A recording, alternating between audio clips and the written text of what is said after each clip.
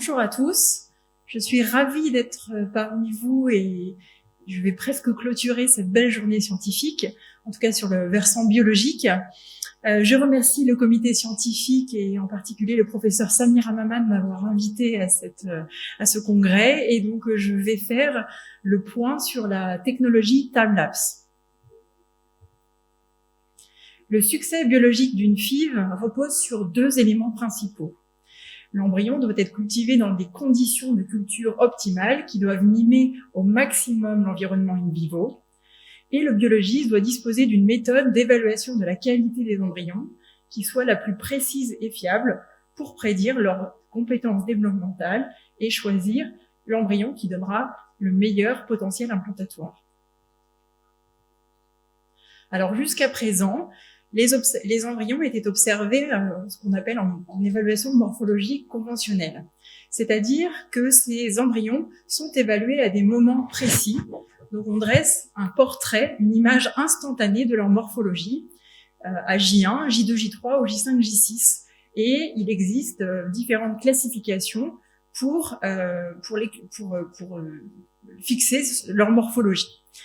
Cette observation morphologique conventionnelle implique le retrait physique des embryons de l'incubateur, ce qui les expose aux fluctuations de température, de pH et de niveau d'oxygène.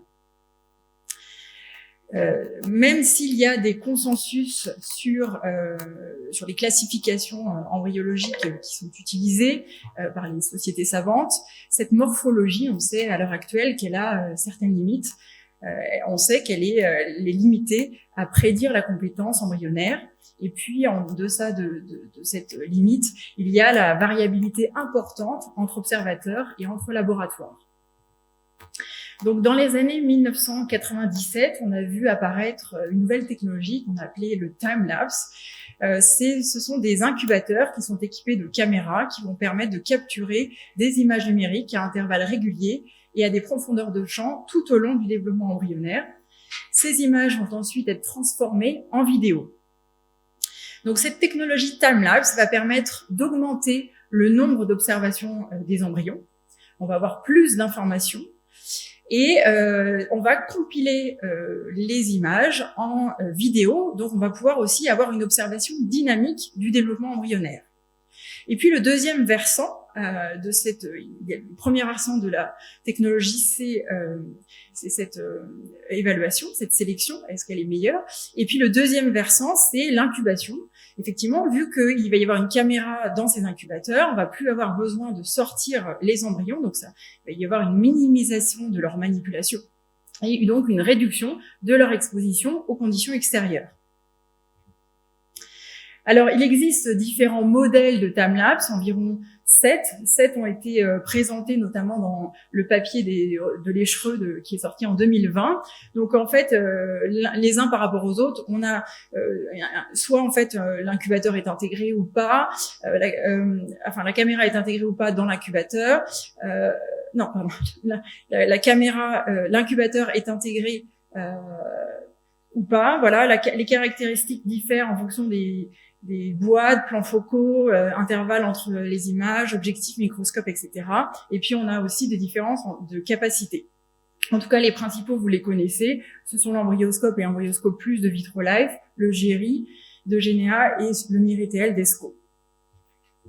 Alors on va essayer de voir ensemble les bénéfices de cette technologie. Donc la première question que l'on peut se poser, c'est est-ce que le time-lapse permet d'améliorer les conditions de culture? Alors, il y a cette étude randomisée, publiée en 2022 dans Human Reproduction, qui a inclus 585 embryons qui ont été cultivés dans 2 bras. Un bras dans le time-lapse, c'était l'embryoscope de Vitrolife, et un bras d'incubateur standard, le MINC de Cook. Les embryons étaient choisis sur la morphologie conventionnelle. Ce n'est que l'incubation qui différait. Et les auteurs ont rapporté des taux de blastulation en time-lapse qui étaient significativement supérieurs par rapport aux incubateurs standards. Également, on avait un petit peu plus de blastocystes utiles en time-lapse. Et ce qui était intéressant, c'est qu'ils ont vu qu'on avait une consommation d'acides aminés, une douzaine en particulier, qui était différente entre J3 et J5 dans chaque incubateur. Autre étude sur 14 études prospectives randomisées, c'est l'étude de Yang en 2023 qui a regardé en comparaison 1 uniquement l'incubation. Et sur ce versant, ils ont montré qu'on avait des taux d'implantation qui étaient supérieurs aux incubateurs standards, là encore quand l'embryon était choisi dans les 2 bras sur la morphologie conventionnelle uniquement. Deuxième question, est-ce que la technologie time-lapse permet d'améliorer la sélection de l'embryon? Alors, avec l'avènement du time-lapse, on a pu déjà ajuster certains timings. L'ancienne consensus d'Istanbul de 2011, par exemple, sur la fécondation, disait qu'on devait observer les pronucléi à 17 heures, plus ou moins 1 heure après la mise en fécondation des gamètes. Mais le time-lapse a permis d'ajuster ce timing et maintenant on sait que la fécondation doit être observée entre 16h et 16h30 post-insémination, puisque c'est là où on observe la majorité des pronucléi à 98%, et que si on tarde un petit peu et si on respecte l'ancienne fenêtre, eh bien on va passer à côté de 11% des ovocytes qu'on aura classés comme non fécondés alors qu'ils l'étaient. Donc cet ajustement de timing, et notamment sur la fécondation, a été repris dans la mise à jour du consensus d'Istanbul récemment publié, et cette mise à jour permet d'affiner les timings aussi en fonction du type de technique de fécondation, avec l'ICSI qui est un petit peu plus rapide que la technique de FIV. La technologie du time-lapse a pu mettre en évidence de nouveaux marqueurs de fécondation. Kotichou a proposé 28 nouveaux marqueurs, comme par exemple une vague cytoplasmique qu'on n'avait jamais observée en morphologie conventionnelle, qui apparaît par exemple à 5,5 heures environ après l'insémination. Et certains en fait de ces nouveaux marqueurs sont corrélés à la qualité des embryons J3, par exemple l'apparition et la disparition du halo cytoplasmique. Concernant la qualité embryonnaire, là encore, un nouveau concept est apparu avec le time-lapse, le concept de morphocinétique, c'est-à-dire une association des critères morphologiques et cinétiques. Et on va parler maintenant en durée. Par exemple, le CC2, ça va être la durée du stade 2 cellules au stade 3 cellules. Et c'est la publication de Cirey, il y a une dizaine d'années, en 2014, qui a permis de standardiser l'annotation des observations, de ces toutes nouvelles observations. Donc il y avait 2 types d'annotations, soit des événements, et donc maintenant on parle T0, c'est le temps où on met en fécondation les gamètes, TPN, le temps où apparaît les PN, TSB, le temps où la blastulation va s'initier, et puis à côté de ça, on a défini aussi des durées. Donc comme je vous disais, par exemple, la durée S2, ça va être la durée entre le stade 3 et 4 cellules. Et donc ces marqueurs, pour certains, vont être associés à la blastulation, à l'implantation, seul ou en score. Donc finalement, le time-lapse, là, va peut-être être un outil de sélection positive, puisque si on voit ces événements, ou si on a ces durées, ces bonnes durées, on a l'embryon va avoir plus de chances de s'implanter. A contrario, on a pu identifier des événements anormaux, comme par exemple le clivage direct, les fusions. Certains de ces événements sont associés à une baisse de qualité embryonnaire et une baisse de l'implantation. Donc là, ça va être plutôt des outils de désélection des embryons. Alors l'ensemble de ces nouveaux marqueurs, surtout sur l'embryon, vont être combinés entre eux. Et c'est ce qu'on appelle la création d'algorithmes.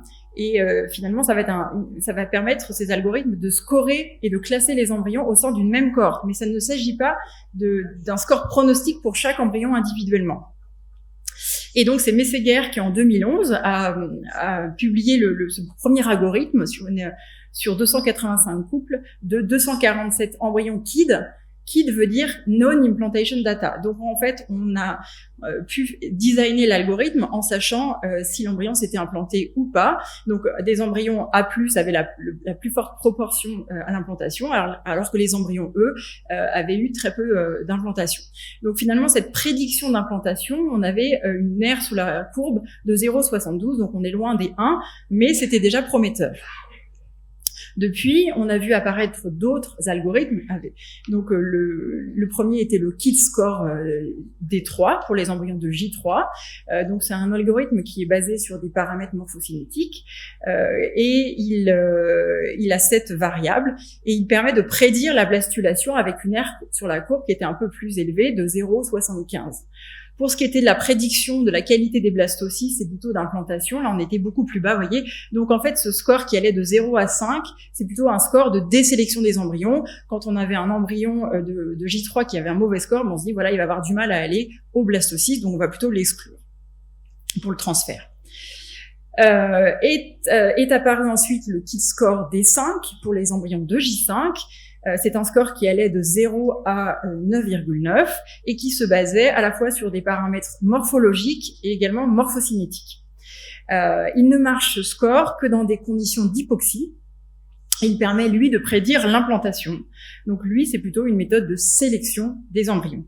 En tout cas, avec ces deux algorithmes, le biologiste était derrière sa machine et devait annoter manuellement les temps quand l'automate n'arrivait pas à les voir de lui-même. Donc il y a le facteur humain qui pouvait éventuellement biaiser cet algorithme. Alors justement, la question de la généralisation en fait de l'algorithme intercentre s'est posée et finalement plusieurs auteurs ont dit que un algorithme qui avait été validé dans un centre ne pouvait pas fonctionner dans un autre centre et ce à cause de deux types de facteurs confondants, des facteurs intrinsèques donc liés au patient, par exemple son âge, le type de stimulation, le BMI évidemment, et puis il y avait aussi des autres facteurs confondants extrinsèques liés au laboratoire, le type de fécondation, le fait de faire une biopsie, etc. Donc il a été dit que chaque centre devait valider son score de sélection embryonnaire qu'il pouvait alors utiliser. Les algorithmes ont encore évolué et maintenant ils sont basés sur des données d'intelligence artificielle avec du deep learning, donc des réseaux de neurones plus puissants, on va dire. Donc on a vu apparaître l'IDAScore version 1, où là il n'y a plus du tout besoin d'annoter manuellement les embryons. Cet IDAScore a été validé sur une étude monocentrique incluant 3000 cycles et il a été montré qu'il était corrélé au taux de fausse couche et au taux de naissance vivante. Par contre, il n'y avait pas de corrélation avec les issues néonatales. Et puis est apparue la version de l'IDAScore 2.0, qui est actuellement en fait la version que nous avons sur nos embryoscopes. Ce score est plus puissant puisqu'il amène en fait une analyse de l'embryon à des stades plus précoces. Il a été validé sur beaucoup plus d'embryons. Vous voyez, 180 000 embryons. Donc il a des performances plus importantes que les KIT scores qu'on a vus précédemment. On a vu apparaître encore plus dernièrement des algorithmes hybrides, c'est-à-dire que ces algorithmes non seulement associent des paramètres morphocinétiques, mais également des paramètres cliniques. Et ça, je trouve ça vraiment très très intéressant. Donc, ils ont associé par exemple l'âge des ovocytes, le rang de la tentative, le taux d'AMH. Et cet algorithme hybride avait été validé sur une étude multicentrique de plus de 9000 embryons en 2022 et ils ont montré qu'on avait une R sous la courbe qui était meilleure quand on associait évidemment les données cliniques par rapport à de simples vidéos timelapse seules. Et on a découlé de cet algorithme hybride le système, enfin le scoring EmbryoLi, qui est commercialisé par In Vitro. Et en fait, ce qui est intéressant dans cet algorithme, c'est qu'il a été validé sur 3 modèles de timelapse différents. Et ils ont réussi à montrer que ce score était corrélé non seulement au taux de grossesse clinique, mais aussi au taux de naissance vivante, à la fois pour les embryons transférés au stade précoce, mais aussi au stade tardif. Une troisième question qu'on peut se poser sur la technologie du timelapse, est-ce que cette technologie permet d'augmenter les taux de succès? C'est ce qu'on voudrait, savoir plus de bébés. Alors, c'est toute une polémique. Il y a eu cette première méta-analyse de Przybylski en 2017 sur 5 études prospectives randomisées, 1637 patients.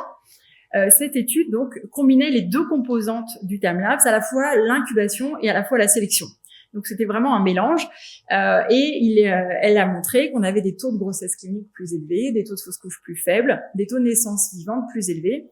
Mais l'évidence était modérée à faible parce qu'il y avait une hétérogénéité en termes de design des études, de population de patients, de jours de transfert.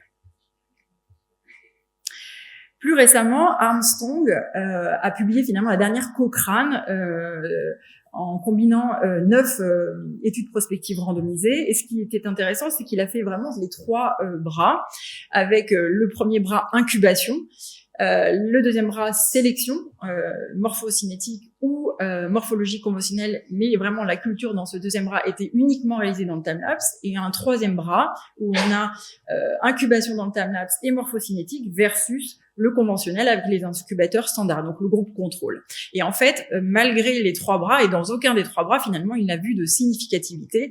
Donc, ils ont conclu que voilà, il n'y avait pas d'évidence suffisante d'augmentation des naissances vivantes ou de réduction du taux de fausse couche. Plus récemment, et je vous ai présenté sur la composante incubation seule, on a la méta-analyse de Yang qui combine 14 RCT et qui a fait donc un deuxième bras uniquement sur la sélection morphocinétique versus morphologie, et ils n'ont pas retrouvé aucune différence, pas d'amélioration des taux de naissance vivante, de grossesse clinique, implantation ou fausse couche par rapport à la morphologie conventionnelle. Mais là encore, l'évidence était modérée à faible. Plus récemment, on retrouve 2 études que j'ai trouvées intéressantes à vous présenter, toutes les 2 publiées dans Lancet en 2024. Donc la première de Bide, qui est une étude prospective multicentrique réalisée dans 7 centres sur 1500 couples et en 3 bras. Alors toujours le bras incubation, sélection et le global. Et là, ils n'ont pas vu d'amélioration des taux de naissance vivante dans le timelapse. Et puis, on a Kissinger, qui a également fait le même type d'études en 3 bras, mais par contre sur 15 centres, à 1700 couples, et là non plus, ils n'ont pas vu d'amélioration des taux de grossesse après transfert frais, des taux de grossesse cumulés après 12 mois, et des taux de naissance vivante. Donc, il n'y avait pas non plus de différence sur le délai à concevoir.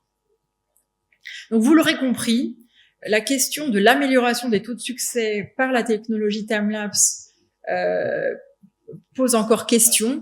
Il y a eu beaucoup d'études sur le sujet. Le bénéfice finalement reste assez controversé. Il est difficile de distinguer l'impact respectif des conditions de culture, de l'évaluation et de la sélection embryonnaire par la morphocinétique. Les études sont très hétérogènes et il y a de très nombreux facteurs confondants. Mais une certitude est qu'il ne semble pas y avoir de risque lié au timelapse. Les résultats obstétricaux et périnataux sont comparables à l'incubation standard. Quatrième question, est-ce que la technologie timelapse pourrait alors être un outil diagnostique? Sur l'hypothèse que l'aneuploïdie pourrait causer un retard de division, un retard dans la cytokinèse, et donc on aurait des paramètres morphocinétiques différents entre les embryons euploïdes et les embryons aneuploïdes. Donc c'est Arnaud Régnier qui a publié une première revue de 13 études sur le sujet. Et en fait, il a pu rien en conclure puisque les études étaient trop hétérogènes. Certaines avaient quand même retrouvé une petite corrélation entre marqueurs morphocinétiques et statut euploïde-aneuploïde, mais vraiment pas de preuves suffisantes, donc on était un peu sur notre faim. Plus récemment, BAMFORM, en 2022, a réalisé une grosse méta-analyse sur 58 études avec plus de 40 000 embryons. Et là, il y a des petites choses qui commencent à sortir.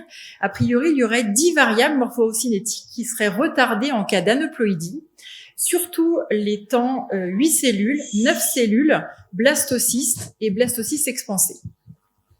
Également, ils ont retrouvé que les contractions embryonnaires et la multinucléation qui persiste au stade 4 cellules seraient également prédictives d'aneuploïdie.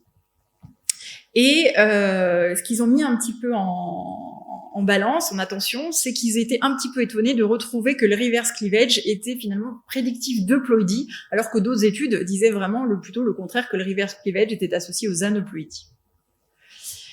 Et puis il y a cette étude dans Nature de Rajendran qui décrit le système BELA, qui est un modèle automatisé de prédiction de l'haploïdie en deep learning, qui a pour seule donnée d'entrée les séquences timelapse de l'embryon. Donc, ils vont donner d'abord, ça va être en 2 temps, ils vont donner d'abord un score à l'embryon, et ensuite, donc avec score de blastocyste, avec la prise en compte en fait aussi de la qualité de la masse cellulaire interne et du trophectoderme, et à ce score du blastocyste, ils vont associer les données de l'âge maternel. Et grâce à cette deuxième composante, ils vont pouvoir prédire l'haploïdie avec une R sur la courbe à 0,76. Donc évidemment, il conclut que cette technologie, ce nouvel algorithme qu'il propose ne peut pas remplacer le PGTA, mais quand même est intéressant. Alors la dernière question, est-ce que le timelapse pourrait être un outil organisationnel pour le laboratoire et les biologistes? La réponse est bien évidemment oui. Le timelapse permet de mieux gérer en fait les flux au travail. On n'est plus affranchi à venir le matin observer notamment les fécondés. L'observation peut se faire à distance. On a accès à l'historique de développement à tout moment parce qu'on peut faire un marche arrière sur la vidéo. Mais par contre, au début, c'est vrai qu'on a tendance à passer beaucoup de temps à observer les vidéos et à les annoter quand il fallait les annoter. Maintenant, on s'en passe. Et puis du coup, eh bien, ce timelapse c'est intéressant pour la formation, l'enseignement. Ça permet de faciliter les discussions et d'échanger entre opérateurs. Donc en conclusion, la technologie timelapse permet vraisemblablement d'améliorer les conditions d'incubation puisqu'il n'est plus nécessaire de retirer les embryons pour pouvoir les observer.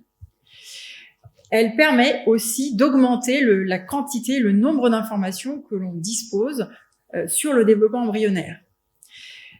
Grâce aux algorithmes, on peut faire la distinction entre les embryons à fort potentiel de ceux à moins fort potentiel implantatoire. Donc, on peut choisir, on a un choix une classification des embryons au sein du même cohorte. Par contre, le bénéfice sur les taux de succès, comme vous l'avez vu, reste controversé et c'est pour ça que l'Eschreux, sur les technologies add-on, a dit que voilà, le timelapse n'était pas recommandé comme un outil pour améliorer les naissances vivantes.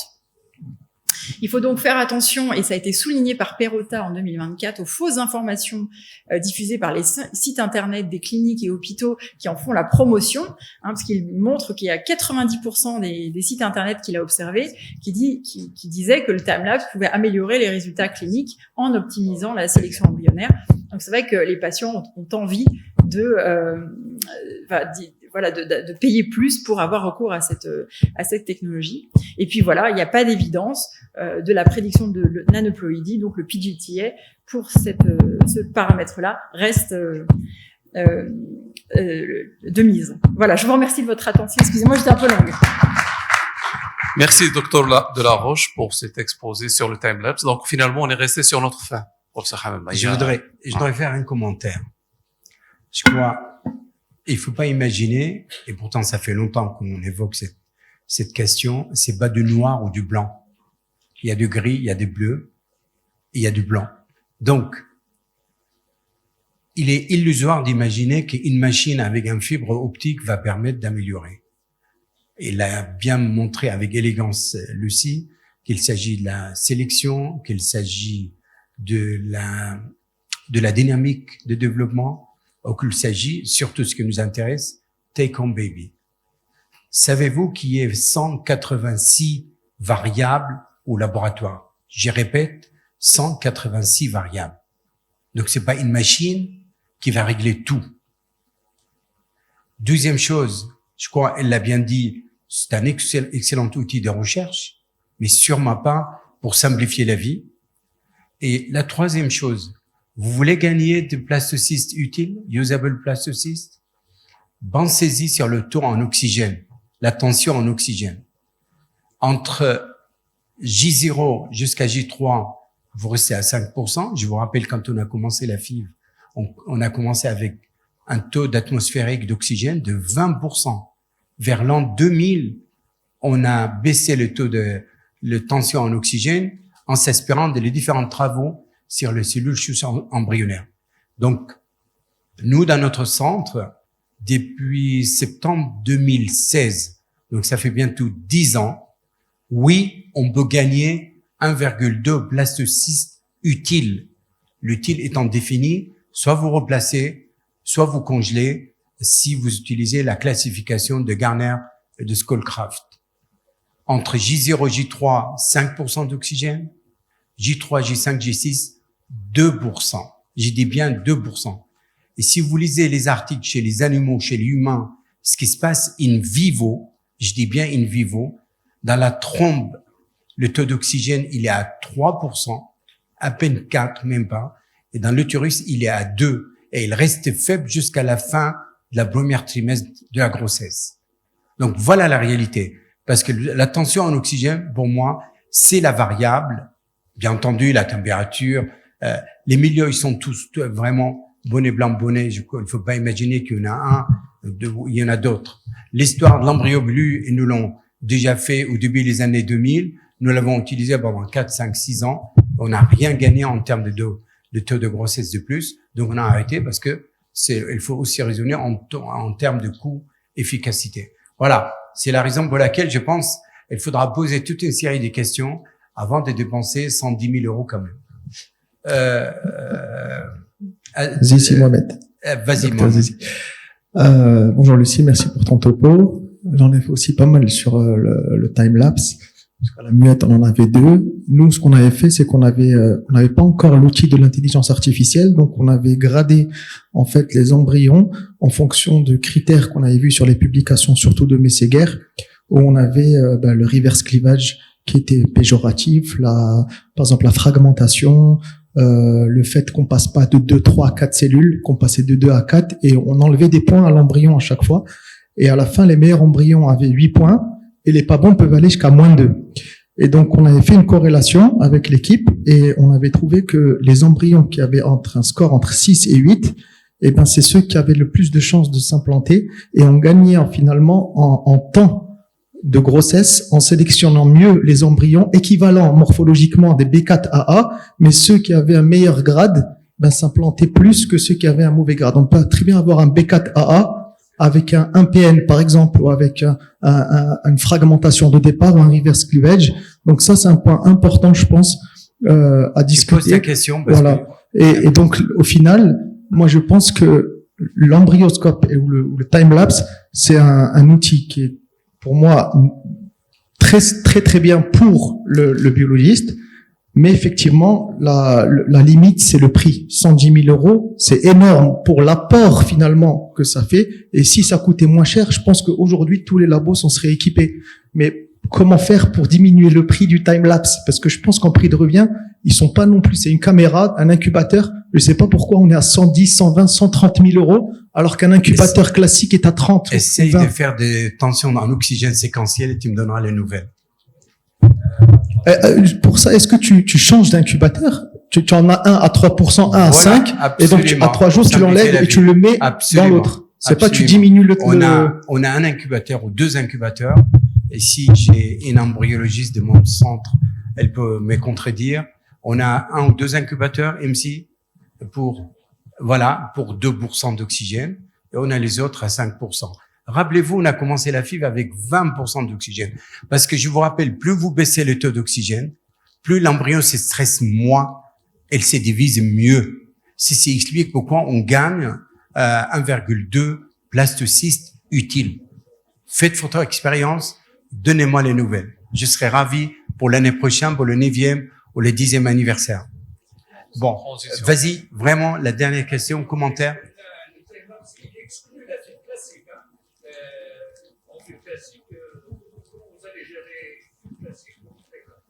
Non, on décoronise les ovocytes à J1 et on renseigne en fait on met les zygotes et on renseigne la mise en fécondation et on calcule à partir de l'heure de la mise en fécondation.